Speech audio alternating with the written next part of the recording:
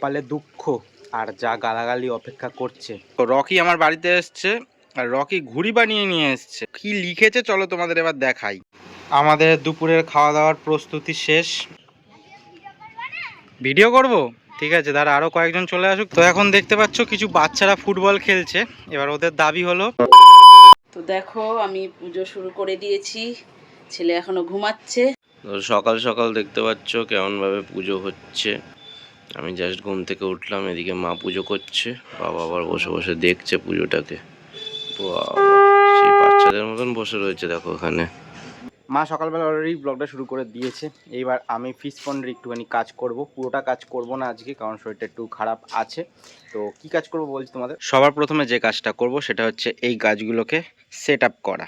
আগে যেমনভাবে একটা পিলার থেকে আর একটা পিলারে তার দিয়ে বেঁধে গাছগুলোকে সোজা করে রেখে দিয়েছিলাম, এখনও তাই করব। এই গাছগুলো দেখতে ভীষণই ভালো লাগে, কিন্তু যদি কেটে ছেটে না দিই তখন বিচ্ছিরি হয়ে যায়। যাই হোক, এসব কথা বাদ দিয়ে একটা কথা তোমাদের কাছে জিজ্ঞেস করি, এখান থেকে ফিশ পন্ডের লুকটা কেমন লাগছে বলো। আমি ভেবেছিলাম খারাপ লাগবে, কিন্তু একদমই খারাপ লাগছে না। আর ফিশ পন্ডের আশেপাশে অন্য কি গাছ লাগালে ভালো লাগবে আমাকে অবশ্যই জানাতে পারো। এইবার চলো গাছগুলোকে একটু কেটে ছেঁটে সুন্দর করা যাক। যদি কিছুদিন যাবত আমার ভিডিও দেখে থাকো তাহলে 2 বছর পুরনো একটা ঘটনা তোমাদেরকে চলো বলি। এই ফিশ পন্ডের ব্যাপারেই। তখন আমি ভিডিও বানাতাম না, তখন ফিশ পন্ডের অবস্থাটাও খারাপ ছিল, কারণ তখন নতুন নতুন বানিয়েছিলাম, অতটা তেমন জানতামও না। এখন যেমন নেট দিয়ে পুরো ফিশ পন্ডটা ভালো সুন্দরভাবে ঘেরা রয়েছে, তখন একটা মশারি টাঙিয়ে দিয়েছিলাম। একদিন ঘুম থেকে উঠে সকালবেলায় দেখি পুরো মশারিটা ছেঁড়া, সব মাছগুলো বার করে নিয়েছে ফিশ পন্ড থেকে, মানে চুরি করে নিয়ে চলে গেছে। আজও জানতে পারিনি কে চুরি করেছে, এটাই স্বাভাবিক ব্যাপার। কিন্তু ভাবো, আমার এই বাড়ি থেকে ফিশ পন্ড থেকে মাছ চুরি করে নিয়ে চলে গেছিলো। ভাবো তোকে যারা করেছিল তারা কেমন টাইপের। যাই হোক, দেখো গাছগুলোর অবস্থা আগে কেমন ছিল, এইবার বলো জায়গাটা কেমন লাগছে। আশা করি সুন্দর লাগছে। একদম সুন্দর করে স্কেপিং করে দিয়েছি। ওই জায়গাটা একটু বেশি কম করে দিয়েছি, কারণ পেছন দিক আর আবার ডালপালা বেরোবে। এইবার ফিশ পন্ডের সামনের দিকের গাছগুলোকেও একটু ছেঁটে দিই। গাছগুলো অনেকটা জায়গা নিয়ে গ্রো করছে, এতটা জায়গায় রাখার কোনো দরকার নেই, ভালো লাগছে না। কপালে দুঃখ আর যা গালাগালি অপেক্ষা করছে আমিই জানি।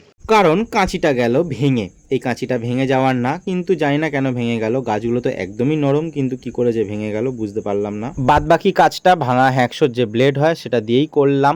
এবার ভাবছি পুরো গাছটাকেই অল্প অল্প করে কেটে দিই, জাস্ট একটু একটু শেকড় রাখি, তাহলে কি আবার নতুন করে সব ডালগুলো একসাথে বেরোবে আর একই সাইজের মোটামুটি হবে। কারণ একটা দিকে বড়, নয়তো একটা দিকে ছোট রয়েছে, বিচ্ছিরি লাগছে দেখতে। তো দেখো পুরোটাই ওই জন্য ছেড়ে দিলাম। এখন যা বৃষ্টি হচ্ছে কদিনের মধ্যেই বড় হয়ে যাবে।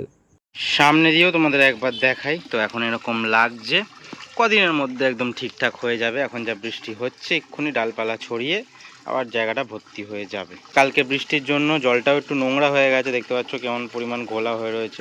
সেজন্য জলটাও একটু চেঞ্জ করে দিচ্ছি, অল্প চেঞ্জ করব। এই সাইডটা কিছুটা পরিষ্কার আগের দিনই করে রেখেছিলাম। তো এবার দেখো এত পরিমাণ নোংরা এখানে, এত পরিমাণ নোংরা এখানে, এত পরিমাণ নোংরা। এইসব নোংরাগুলো আগে ফেলি, তারপর বাদবাকি কাজ করব।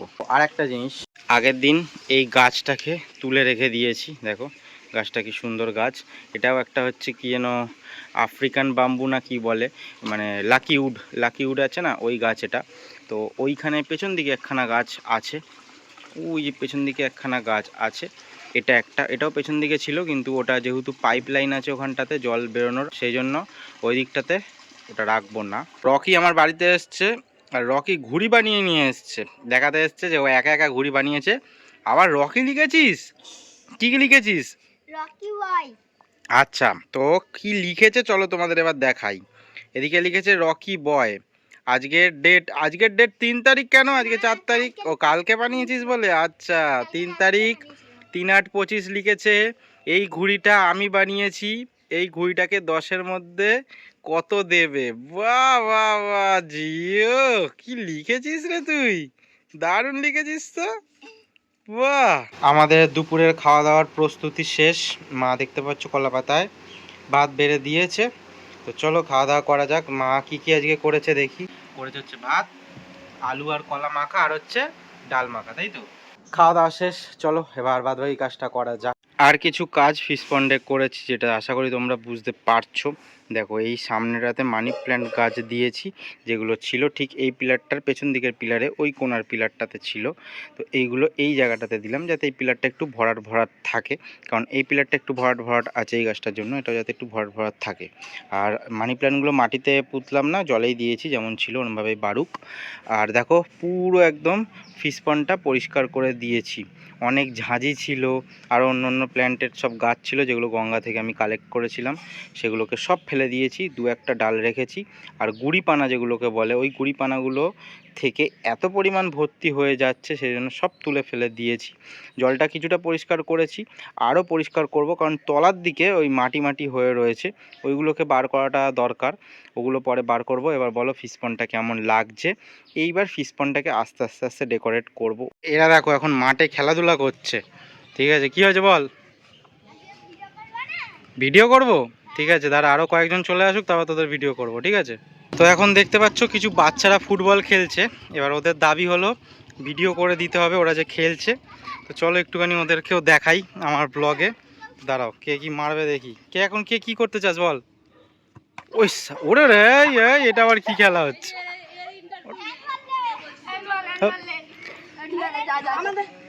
তো গোল গোল শেপ দে দিই, গোল গোল গোলে মার দিই, গোল দেখি।